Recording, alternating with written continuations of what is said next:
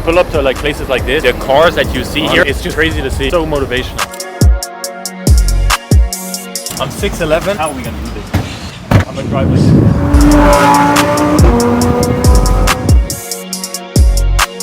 To go from 10K to 100K, the shift that I had. You want me to say mine first? Yeah, say yours first. Alright. Yo. Nah, yo, get that video of like, you know, where like the guy's like halfway out the Lambo. Yo. I'm like. Wait, sit as much up as you possibly can. Stand up. Wait. Sit up. Sit up as much. Like legs straight.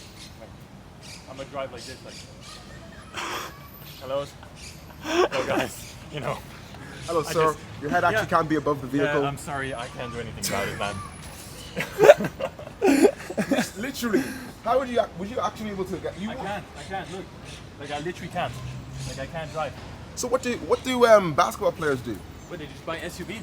They don't drive sports cars. I mean, the people who are like 6'8" and below, they can drive it, but like, That's damn. yeah, it's a humbling experience, you could say, because you work so hard, And then you can't. Nah, there has to be one that they make can't like buy that the is like toys. properly big, a little bit I bigger. don't know. No? They should be able to. It's probably like They one should be that- able to extend it or some I way. was gonna But say something bro, has. how much would that cost? Doesn't matter. If you're gonna buy one of these, you better be Yeah. ready to pay that. Oh, there's my boy. Morning. All right. Good morning. Random friend pulls up. Random friend pulls up in a Porsche. Hey, buddy. Thank you very much. These guys stole my poor pass last night. Right? Oh yeah. I'm good, bro. Let's go, bro. How's your morning? Are Are you witnessing this right now? Are you Honest, you witnessing? can ride in the back. No. Are you witnessing this right now? Come in the back. Left hanging. Majestic air.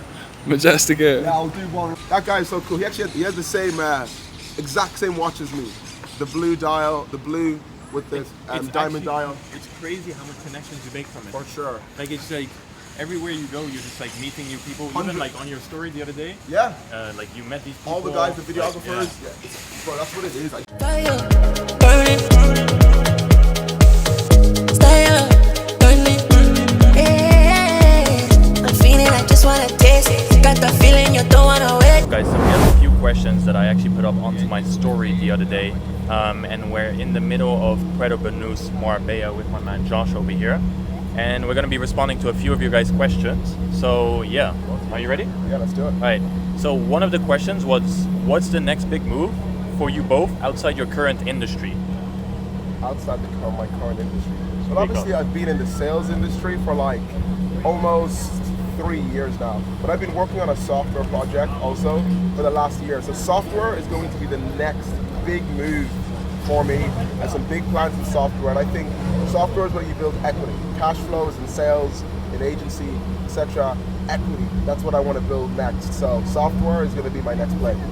For me, it's not software. For me, it's actually real estate. I want to invest into like businesses that are just gonna keep on giving me cash flow for like later on, especially when I grow up. And then one of my big plans is like, I'm not sure. Have you ever been to Albania? Never. No. Okay, that's where I want to like invest in, just because the wife's Albanian. So I want to have like a bunch of real estate over there. Yeah.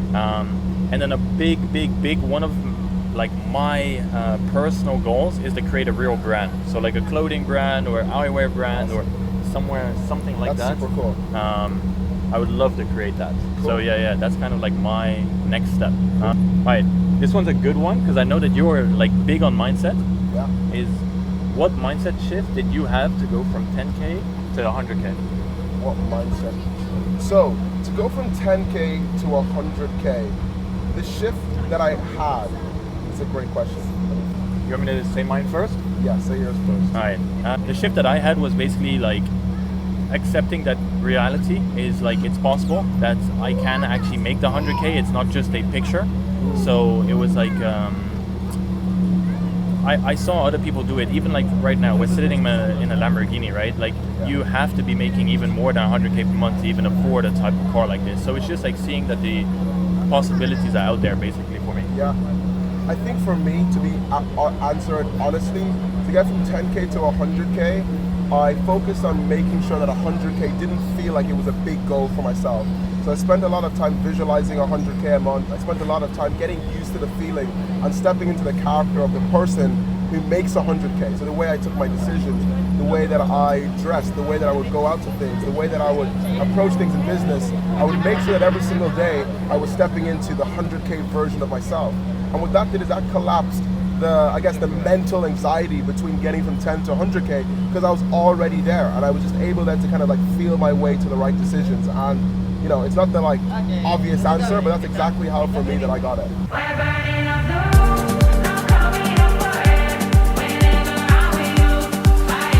Here comes my addiction. I'm gonna make Josh try one right now. So cheers.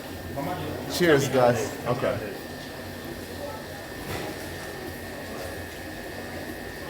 Oh my god. Oh, a double sip. You know it's good when it's double sip. Triple? Oh, he's got the triple sip. Wow. That is good, huh? It's actually perfect. Yeah. What is this? Did I just change your life? Just let me know if I just changed your life, you know. Every viewer has to know that I changed your life. Well, I'll give you a testimonial. Okay. I'll give you Bro, I'm gonna start a coffee testimonial. Guys. Coffee Kieran.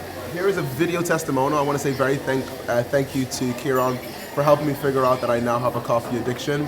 I want to say that his program was the best thing that I've been through, and if you're on the edge and thinking about whether or not to move forward, it was the best decision of my life. Yeah, so the price is 20,000. Complete one-to-one coffee addiction training. Is that upfront, or can I split that over a couple of different things? Just got the Florentine, I believe that this place is called. It's a really nice restaurant here in Marbella. And yeah, we just wanted to answer another one of your guys' questions. And it's basically, what's the number one thing to look out for when building a sales team, especially for agencies? And I think Josh will be really good to answer this one. Yeah, I think when you're building sales teams for agencies, what a lot of people do is that they focus on, okay, have you done sales coaching before? And like people who say they have a lot of experience with closing. But a lot of people in this industry, 90% of people are pretending. You've got to be honest. Everybody is pretending and lying, especially in the sales space. So don't just look at their CV. Oh, I work with this company, I work with this name. If you ever did your research, it's probably not as true as it sounds. Look specifically for soft skills. I know it's like pretty obvious, but that's all I look for, the highest level, whether it's a $1 million a month team, whether it's a high performance agency. All I'm looking for is the performance, and I look for a couple of things. Has this person been a high performer before in the past? Sports, a past career. Is this person in the stage of their career where this is the next step? So like, will they give everything? Because if they will give everything, it doesn't matter if they're not that good, they'll find a way. You know, so I'm looking for people who will crank all levers. And you know these type of people, but what usually happens is you say to this guy, I think it's too early for you. Yeah. That guy becomes the superstar, and then you lose superstars. I always find the superstars because that's where they are the most free. You get them there. What do you see? Wow, work ethic, high performance, hunger. This is the perfect stage of your career. Then in 3 months' time, you got one of the top closers, and you're like, damn, where did I find you? And I agree with you on the high performer. I personally played sports, as you know. Yeah. Is people who play sports who have done something in some sort of competition will usually be better. 100%. So even though they might be starting out or they have never taken a sales call before, they'll still be your best performer. Because 100%. I know that I even saw on one of your stories, one of your guys is like, NFL? He went from like NFL to like 20K, 30K per month now. 30K last month. Closing deals, and it's the same thing for my older brother, and a lot of you guys know him, is he went from also playing basketball to now becoming a closer, making 10K per month closing, So it's these high performing people are usually the ones that you want to look out for and that you want to hire. 100%. Another question that I just got is, this is kind of like a mindset one as well, is I've lost the hunger that I used to have from the past 2.6 years. And he said, I actually tried. Now, I actually kind of have a big saying about this one is, did you actually try? Because if you never quit, you never fail, basically. Yeah. So if you never stop trying, eventually you'll make it. I'm not sure about Josh, but for me, it took me 3 years or like 2.5 years. So basically where you're at right now, to start seeing my first sales calls come through, my first type of money online. Mm-hmm. It took me a very long time to, let's say, quote unquote, crack the code. So just never quit, and eventually you will succeed, as the people that you're watching, or even this video that you're watching right now. I mean, I think it's true. I mean, you look at everything, you look at Iman Gatsi right now and you say, wow, that guy's on top of it. And then you go to YouTube and see that he's been making YouTubes since 11 years ago. So it's not overnight, and exactly what you're saying is, have you ever seen that picture where they say you're kind of like, you're going for gold, and one guy is right at the edge of it, and he turns away. And the other guy keeps going, and it's right there. That has always been something, and that's a good fear to put into your mind, is that I might be just so close. And also what I picked up from that quote is you said I lost the hunger. And that's the thing, most people are looking for motivation, and that's kind of similar to hunger. I need motivation to be able to work, and when the motivation is gone, but let me tell you something, motivation is not there all the time. It's a fire that you can use to do some push and big pushes, but after that it's discipline and consistency. It's not going to be nice, it's not going to be awesome, but you just never stop, as Kieran is saying, and the gold is right there. So you're 2.6 years in. If you look at it on the diagram, you might have actually dug all the way to the gold, and right now you're just about to turn away. And you're just about to quit, and you're just about to lose that kind of snowball effect that you're going to create for yourself. Yes. Because you just need that one sale, or you need that one accomplishment to happen, Yeah. and then you take that snowball effect, and it will Yeah. get you to the next level. So let's say Yeah. you're at 0 right now, you get one sale. To go from 1K to 10K is much easier than going from 0 to 1K. Because 0 to 1K is all limiting beliefs. It's sure. all actually being able to see and achieve it. But once you've achieved it once, achieving a 1K sale 10 times is not that hard. No. It's just a limiting belief. Yeah, and I think there's this story, I don't know if it's where it was based, where I got it from what book, I think maybe it was like The Richest Man in Babylon or Think and Grow Rich, where it talks about this guy in America. And basically all these people had been digging for gold. It was either gold or oil for years. They literally mined a whole place, did not find any, stopped it. He went and bought it. He bought that piece of land. Within the first month of digging, they found the resource. He became a billionaire, multi-billionaire. So that work was done for so long, and it was just that final piece. And that's what keeps the hope alive. Keep that hope alive, knowing that you might just be at that final piece. And then also one thing to finish off on this one is your positioning needs to be correct as well. So this is maybe for if you're a little bit more advanced, but exactly what Josh just said is also sell the shovels instead of digging for the gold, because then you will position yourself better to be able to make more money 100%. because you have more leverage. Yeah. So that kind of answers a different question, but it's still part of it. Don't quit, don't stop trying, just keep going. You're this close to making it, just like all of us. 100%. Another question here as well. It's a very good one. Is college still worth it because of AI? You want to go first on this Yeah. one? I initially was somebody that didn't really think anything about AI around a year ago, and I also thought everybody was being a pessimist. But I'm very confident that 60-70% of jobs that people are studying for now in college won't exist Agreed. anymore because of AI. And not in a pessimistic way, but AI came before any of the colleges could change their degrees and stuff. There is many jobs and many roles in juniors. I have a family member, and I even saw this, where going into computer science, when she started, it was one of the most in-demand jobs. By the time she finished, AI had replaced junior developers. So it was actually much harder to get into companies, because why would you need a junior developer if you can just use AI to do the basic stuff? Yeah. So I think this is going to have the same effect in things like accounting, things like law firms, things like in sort of like medical even. It's going to have a big advancement there. So I do think that people need to be aware, and I don't think you're not going to have jobs. I think you need to be on the side of AI. Learn how to use it. If you know how to use it, you're going to be 10 times more valuable. You will make 10 times more money because you're going to have a bigger job. You're going to be able to do more. So if you use AI, you're going to be way more effective. If you ignore it, kind of cooked. Like a year ago, I thought that AI was just some fancy word, and I was like, I won't do anything. AI is not where it's supposed to be at just as of yet, or all of these kind of sayings that everyone was saying. And now the more I'm seeing it, is I even showed my mom how to use AI to write recipes to make food. Yeah. And she was blown away, because she used to take hours watching a video, writing it down on a piece of paper, and now it's just can you write me a recipe about XYZ? So it's taking away so many jobs. It's taking away so many things that we used to do that took hours on end, and it's solved within seconds. It's basically taking over the world. So if you don't apply yourself with AI, I actually think you're going to be behind. And I run an agency, as you guys know, Josh runs like a sales Yeah. aspect. But in the agency world, a lot of people have been asking me about like running ads, Facebook ads, Google ads, all of these type of ads. I actually believe that in a year or two, AI will do all of that for us, and we won't even have to touch it. It's just a point and click. So it's like adapt or stay behind, basically.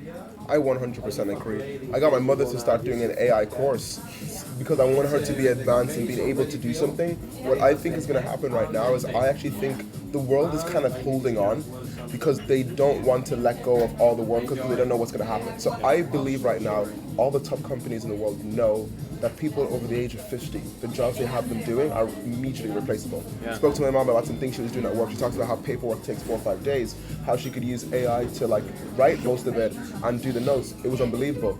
I know the owner of those companies at that level because he has consultants will know that. What they're probably thinking is, A, I care about my employees, I care about my team. How are we going to deal with the displacement? So I think that's the only reason it hasn't happened yet. When they discover how to deal with the displacement or discover we don't care and we have to move on, there's going to be, from the young side, there's going to be an age group that if they didn't pick it up have no jobs, and then there's going to be an age group who had jobs who are going to have none. I really see it happening, and I'm like, it's very scary. And I think two things, okay? Is one, drop out of school if you're not a doctor, lawyer, or anything like sophisticated that way. Because if you go into construction jobs, for example, like plumbing, roofing, stuff like this, you're gonna make more money. You're gonna stack more money over those 4 years, and then you make more. You have experience. One, even if you don't want to do anything online, you just want to work. You have more experience in that field where people are gonna hire you faster. You've been making money for the past 4 years. You're not in debt. You've been able to maybe make investments for the future you, to I don't know, in real estate or anything else. So it's like, do I think you should still go to college if there is such a high demand on AI? I think no. I think you should drop out if you're not doing something that is becoming a doctor or maybe even a lawyer or something within the medical field. Yes, I agree also. And I think it's because, you know a lot of people in college, probably friends that use AI to do their work, and everybody thinks it's funny. But do you know, like, if that means basically that we have a whole generation who are actually uneducated, Exactly. and the actually only thing that's getting them through it is AI. So do you not think that the stewards, the schools, the companies are realizing, well, there's a bunch of kids who actually don't know what they're doing because they all use AI to do their homework and they use it to do all of their exams. So why would we even hire these people anymore? So right now we just have AI-powered education, which you know the system must realize at some point, what's the point of education if people are just using AI to go through it? You can Like, literally just type on your phone, you get the answer. it's actually like, you got Cluely, all these other types of companies out there. Like, there is no point in education if nobody's actually learning anymore. So I'm actually interested to see what happens with young people, and I think we're gonna have more space to be creative, more space to think bigger in an optimistic way. So I think start thinking bigger, start going for bigger goals, start trying to create your own company. I think this is decentralizing control and power to the normal person. Build your own company, build your own ideas. You have enough power. You have legal at the level that would have cost you hundreds of thousands. You have computer scientists that are worth hundreds of thousands. You've got the greatest marketers in the world on your team. You can start today and you're 10 years ahead of what we would have had to done 3 years ago already. I'm curious to see within 10 years where it would bring us, 100%. where these jobs will stop. And also, there's never been a better time to make money as an entrepreneur than now. Everyone says it, there's never been a better time just because there's so much opportunity. We're so early. AI is literally like the internet in the 2000s. Born in our eyes. It's right there. If you're not taking that opportunity for yourself, sorry to say this, you're just stupid. It's like, just take that opportunity, move forward, and make something of yourself. Cool.